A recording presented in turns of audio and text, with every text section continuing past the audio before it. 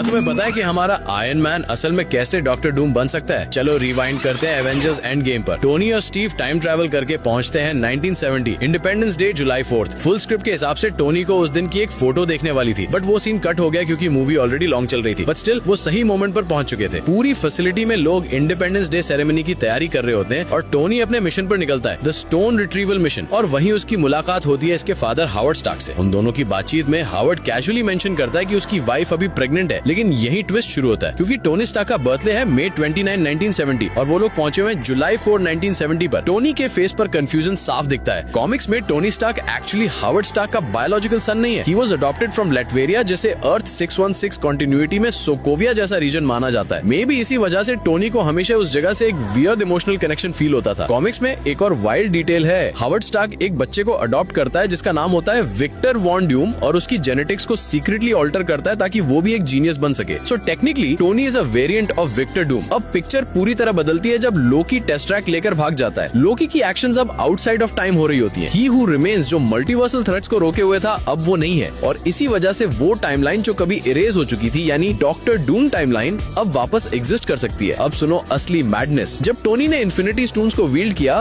उस एक सेकंड में वो नियर ऑमनिशेंट बन गया। दैट कॉस्मिक सर्ज इतनी ह्यूज थी कि उसने विक्टर वॉन डूम तक को अलर्ट कर दिया। डूम ने टोनी के स्नैप को फील किया और जब टोनी मर जाता है Doom seizes opportunity. Using dream walking Doom Tony के शरीर में स्लिप कर जाता है एक बर्न्ड डैमेज डाइंग बॉडी में, बिल्कुल उसी तरह जैसे कॉमिक्स में डूम का चेहरा स्कार्ड होता है। और शायद इसी वजह से एमसीयू का डॉक्टर डूम मास्क पहने हुए दिखे क्योंकि उसके फेस पर वही डैमेज है जो इन्फिनिटी स्टोन्स ने टोनी के शरीर पर छोड़ा था।